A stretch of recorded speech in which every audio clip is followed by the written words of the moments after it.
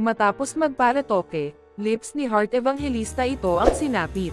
Ikinagulat ng maraming mga tagahanga ng actress at fashion icon na si Heart Evangelista ang kanyang inamin kamakailan lamang sa kanyang social media account patungkol sa ginawa niya sa sarili para magmukhang perfect.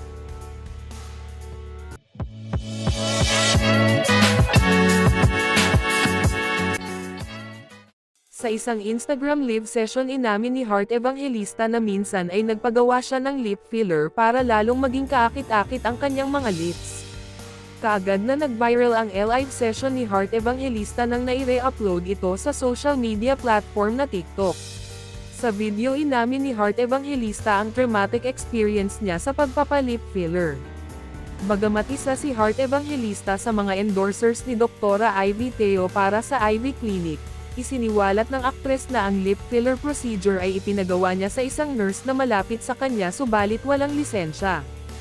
Ayon sa pag-amin ni Heart Evangelista, ayaw niyang mapag-usapan ang patungkol sa kanyang pagpapalip filler dahil sa nakakatrauma niyang experience.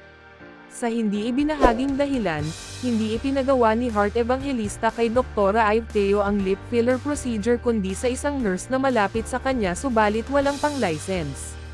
Subalit, talagang nabudaw si Heart Evangelista dahil hindi naging pantay ang kanyang lip filler dahilan para humanap siya ng ibang doktor para ay patanggal ang nailagay ng lip filler sa kanya. Pagbabalik tanaw pa ni Heart Evangelista, hindi umano niya alam kung ano ang nilagay nito sa kanyang lips dahilan para maging uneven nito.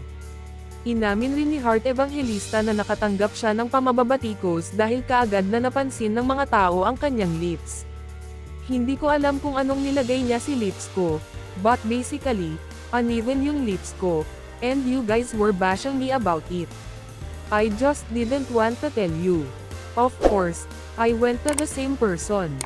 He's not a doctor. I think he's a nurse. Same person because, of course, they convinced me that they can fix it.